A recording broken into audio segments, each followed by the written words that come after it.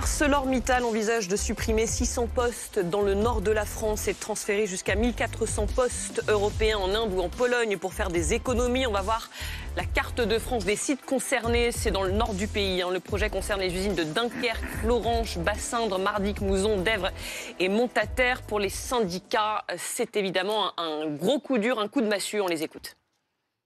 Si on veut tuer une usine, on ne peut pas faire mieux. Si on veut tuer nos usines et la sidérurgie française, on ne peut pas faire mieux. C'est l'objectif de la direction. C'est qu'un premier pas. Voilà ce qu'ils veulent. Benjamin Dubois, on va faire le point avec vous sur ces annonces. 600 postes sont donc concernés en France. Oui, effectivement, Julie, 600 postes qui pourraient être supprimés donc sur 7 sites dans le nord de la France principalement. On l'a vu sur la carte il y a quelques instants avec vous, Julie. On va aller revoir ces sites.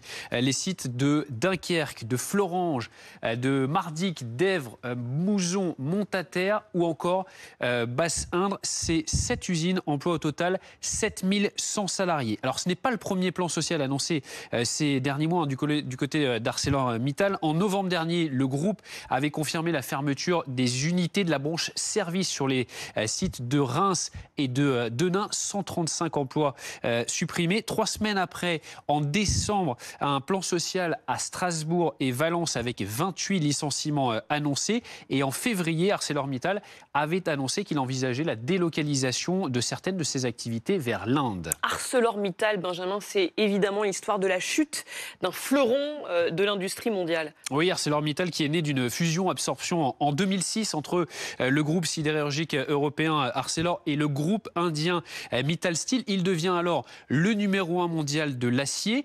Le 24 février 2012, vous vous en souvenez peut-être, François Hollande, alors candidat à la présidentielle, vient soutenir les salariés du site de Florange en Moselle sur le toit de la camionnette de l'intersyndicale. Il fait alors des promesses, on va le réécouter. Je ne veux pas ici vous faire des promesses que je ne serai pas capable de tenir. Je suis venu vous dire d'abord ma solidarité, mais elle ne suffit pas. Parce que je ne suis pas un élu comme les autres. Parce que quand on prétend à la présidence de la République, on doit croire à son industrie, à l'industrie sidérurgique, à l'industrie moderne, à l'industrie d'avenir, et qu'on va tout faire pour que des sites comme cela puissent vivre et puissent se développer et se moderniser. Voilà mon message devant vous. Mais les espoirs vont vite s'envoler puisque la fermeture définitive des hauts fourneaux lorrains interviendra en 2013. Merci beaucoup Benjamin. Sur le plateau, Marc Toiti, vous êtes conseiller économique chez eToro, bienvenue à vous. Bonjour. Virginie Neumeyer, vous êtes responsable confédéral CGT Industrie, bienvenue sur ce plateau. Et Frédéric Bianchi du service économie de BFM Business. Virginie Neumeyer, ce qui est en train de se passer, vous ne l'aviez pas vu venir ? Bien évidemment qu'on l'a vu venir, on l'a dénoncé aussi, c'est la lente désindustrialisation de notre pays. Chaque fois qu'on ferme un équipementier, une usine automobile, c'est moins d'acier. Donc ArcelorMittal, c'est essentiel. On ne va pas rester les bras ballants, on va continuer à pousser nos propositions et en premier lieu, la question de la nationalisation d'ArcelorMittal. Vous demandez à ce qu'ArcelorMittal soit nationalisé ? Écoutez, il nous semble que c'est tout à fait évident en termes de volonté politique. Le gouvernement britannique l'a fait avec les 2 derniers hauts fourneaux que British Steel comptait effectivement enfermer. Donc c'est possible. Bien évidemment que la question qui est centrale aujourd'hui, c'est le rapport de force et comment on va continuer à pousser cette proposition-là, mais bien plus largement pour retrouver une certaine souveraineté industrielle et pour pouvoir redynamiser le tissu. On va aller à Florange, retrouver notre équipe, Kevin Drouan. Florange, tout un symbole, on le voyait là à l'instant, qui fait partie des usines concernées. Justement, que vous disent les syndicalistes que vous rencontrez? La nationalisation fait partie des revendications dont on vous parle? Oui, et c'est vrai qu'ici on est vraiment sur un site historique qui compte 2000 salariés actuellement, beaucoup plus donc avant la fermeture des hauts fourneaux en 2012. Et ici, les syndicats estiment, d'après leur décompte, qu'il y aurait une centaine de postes concernés, qui concerneraient finalement tout un éventail de postes, ce qu'on appelle les fonctions support, c'est-à-dire l'administratif, la logistique, l'informatique. Des services entiers vont être délocalisés, disparaître ici directement directement, mais cela concerne également des lignes de production. Donc en fait, tout le monde est concerné et dès ce matin, la CFDT s'est mobilisée. Elle organisait une opération de tractage et dans les voitures, on a pu voir, il est vrai, des salariés très émus, notamment ceux dont les services sont complètement supprimés ou vont être délocalisés, ceux qui sont certains de perdre leur poste. Écoutez ce représentant syndical rencontré ce matin à propos de cette atmosphère ressentie ici ce matin. C'est un véritable coup de massue, que ce soit pour la CFDT ou pour les salariés. On peut le voir ce matin avec le nombre de personnes en pleurs qui traversent le portail. Ils ont toujours fait preuve d'un professionnalisme à toute épreuve durant les différentes crises qu'on a vécues. Et aujourd'hui, c'est leur travail et c'est des familles qui sont fortement impactées par ces choix.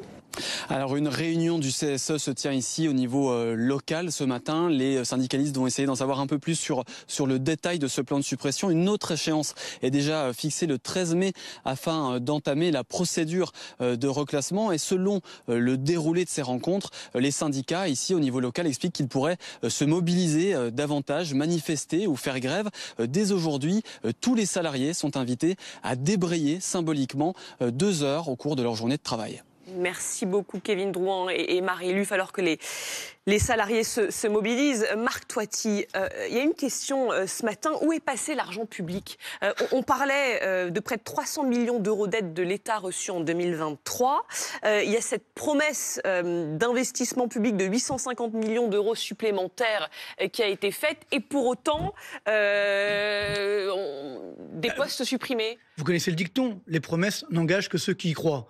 Donc c'est ça le problème. On a entendu François Hollande tout à l'heure. Qu'a-t-il fait pour sauver, effectivement ? Évidemment, on a mis ArcelorMittal, j'ai envie de dire l'industrie française. Le président Macron nous dit on va réindustrialiser. Mais qu'a-t-on fait pour ce faire ? Ça reste du marketing, il n'y a pas de décisions claires qui sont prises. Et c'est pas seulement des aides d'État que nous voulons, c'est effectivement, que les Français veulent. C'est pas que les syndicats ou quoi. Aujourd'hui, le drame, c'est la France. Il faut bien comprendre que la France est en danger, dans la mesure où malheureusement nous sommes sur une récession, l'activité est en train de s'effondrer. Donc pour avoir effectivement, plutôt que d'avoir des aides ou des subventions, ce qu'il faut, c'est avoir de la croissance, avoir de l'activité, réduire effectivement la pression fiscale qui peut peser sur l'entreprise, mais également sur les ménages, sur les salaires. Il faut relancer notre économie française. Et malheureusement, on ne le fait pas. Donc c'est l'État qui a la solution ? Non, pas du tout. Oui, l'État dans la mesure où il faut moderniser notre économie. Le drame, c'est que malgré toutes les promesses qu'on a entendues, la France est le seul pays qui n'a pas modernisé son économie. Regardez ce qui se passe en Italie, par exemple. Il a dit qu'on a jeté aux orties pendant des années. L'Italie, aujourd'hui, a réduit son déficit public, elle est en train de baisser les impôts, elle a un excédent commercial grâce à son industrie.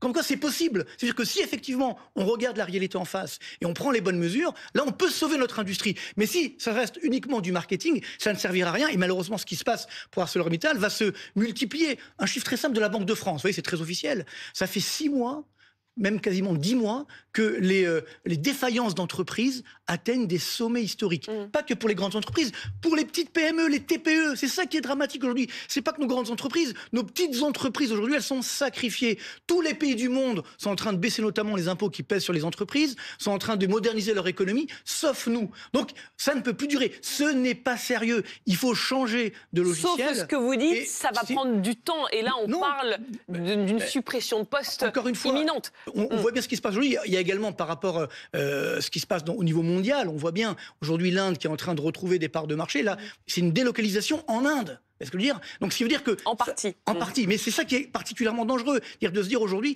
qu'est-ce qui peut nous sauver ? Ce qui peut nous sauver, c'est également l'innovation, l'investissement. Et ça, malheureusement, on ne le fait pas. Donc, ça ne va pas tomber du ciel. Les aides, c'est une chose, mais c'est le proverbe chinois. Vous savez, si on donne un poisson à un pauvre, il va manger une journée. Si on lui apprend à pêcher, il mangera toute sa vie. Ben, nous, c'est le problème. On ne sait plus pêcher. Dans le sens, évidemment, on ne sait plus faire de la croissance. Frédéric Bianchi, est-ce qu'il faut craindre un effet domino ? C'est-à-dire que si Arcelor tombe, est-ce que c'est toute l'industrie du nord de la France qui peut tomber derrière ? Alors très probablement, oui. ArcelorMittal, c'est un acteur fondamental, par exemple, du port de Dunkerque.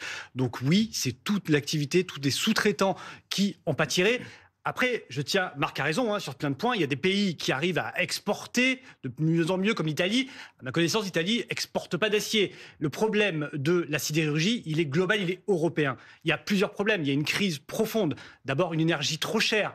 Ensuite, des coûts de production trop élevés. Une production, des importations chinoises. Aujourd'hui, on importe énormément d'acier de Chine, qui est bien moins coûteux que l'acier produit sur le sol européen. 120 millions de tonnes d'acier par an, c'est ce qu'exporte la Chine. Exactement. Énorme. Voilà, c'est le premier exportateur évidemment mondial. Là, on parle de la France, 600 emplois menacés. On rappelle qu'il y a 2 semaines, c'était 3000 emplois menacés au Royaume-Uni. Donc le problème, il est européen. Et à ces difficultés structurelles viennent s'ajouter des contraintes environnementales, alors qui sont utiles évidemment pour la planète, mais qui surenchérissent le coût. Alors là, l'État dit aider, mais comme disait Marc, aider, c'est pas l'État qui va financer, qui va faire en sorte qu'on ait un acier plus compétitif. Si demain on nationalise ArcelorMittal, est-ce que pour autant ArcelorMittal sera rentable? Non. Alors est-ce que c'est le contribuable qui doit payer ad vitam aeternam pour un acier qui n'est pas rentable? C'est un choix politique. Qu'est-ce que vous répondez à ça, tiens? Écoutez, d'abord, il y a une volonté quand même permanente d'utiliser la situation de crise pour maintenir quand même les salariés sous boisseau et notamment entretenir l'idée que la compétitivité passera par plus de régression sociale. Mais là-dessus, sur la nationalisation que vous demandez... Sur les aides publiques, 300 millions d'euros versés en 2024, sans contrepartie. L'État peut pas tout, mais l'État peut beaucoup de choses. Et c'est pour ça que nous pensons qu'il n'y aura pas d'industrie 2.0 sans un tissu industriel préexistant, y compris pour engager la transition écologique et énergétique. Pour faire des rails, plus de wagons, les transports, c'est essentiel pour décarboner l'énergie. On aura besoin de plus d'acier. Donc nous pensons, et c'est ce que nous avons remis au ministre de 16 mesures d'urgence. Vendredi matin, j'étais à la réunion à Bercy, 16 mesures urgentes pour le maintien de l'emploi. On exige la suspension des licenciements. On a besoin effectivement de maintenir l'appareil productif, d'investir aussi sur les salariés, les compétences, l'attractivité, la fidélisation du personnel. Il faut engager un cercle vertueux. Marc Toiti, dernière question. L'année dernière, à peu près au même moment d'ailleurs, parce que c'était en mai, il y avait ce sommet à Versailles, le sommet Choose France. Le montant des investissements, c'était 15 milliards d'euros pour 56 projets. C'était énorme. Je croyais que la phase de désindustrialisation, elle était derrière nous. C'était du marketing, je suis désolé encore une fois de le dire. C'est-à-dire qu'aujourd'hui, on ne peut pas solutionner le problème français uniquement avec des aides, des milliards, d'ailleurs qu'on ne voit souvent pas. C'est des effets d'annonce, mais après, ils ne sont pas là. Et le problème, d'ailleurs, c'est évoqué ici, on est dans un contexte de guerre commerciale aujourd'hui. On parle effectivement de la Chine. Finalement, personne n'ose s'opposer à la Chine, à part un petit peu les États-Unis, mais on voit qu'ils font un peu marche arrière aujourd'hui. Il ne faut pas oublier qu'aujourd'hui, la Chine, elle a une sous-évaluation permanente de sa devise, d'au moins 50 à 60%. Donc évidemment, si on ne lutte pas contre cet acier chinois notamment, au niveau européen, par exemple, les Américains commencent à le faire. Mais comme d'habitude, comme nous, on ne fait rien, on sera les dindons de la farce. Donc c'est ça qui est extrêmement dangereux. Quand sur la nationalisation, le problème, c'est que l'État, il n'a plus d'argent, on est surendetté. C'est ça qui est dramatique. Et encore une fois, on n'a pas modernisé notre économie. Je suis d'accord, l'État doit pouvoir venir aider. Mais comme il dépense n'importe comment, notamment en termes de dépenses de fonctionnement, etc., il n'a pas les moyens pour justement aider notre industrie. Et donc, ce qui veut dire qu'aujourd'hui, on peut encore sauver la France, on peut encore la réindustrialiser, mais il ne faut pas que, je dirais, du marketing, il faut des vraies mesures. Et malheureusement, nous n'en prenons pas ou pas suffisamment. Et donc, c'est ce qui fait que malheureusement, ce qui se passe aujourd'hui... Parmi elles, vous disiez, baisse des charges pour les entreprises, etc. Non, ce qui est dramatique, c'est que je pense, et je crains, j'espère me tromper, mais ça va continuer parce qu'évidemment, je vois beaucoup de chefs d'entreprise aujourd'hui qui me disent, je ne peux plus continuer, je vais réduire la voilure, voire fermer l'entreprise, voire aller à l'étranger. Et ça, c'est dramatique. Donc, il faut bien prendre conscience de la gravité de la situation. Merci beaucoup, ArcelorMittal, donc, qui va supprimer 600 postes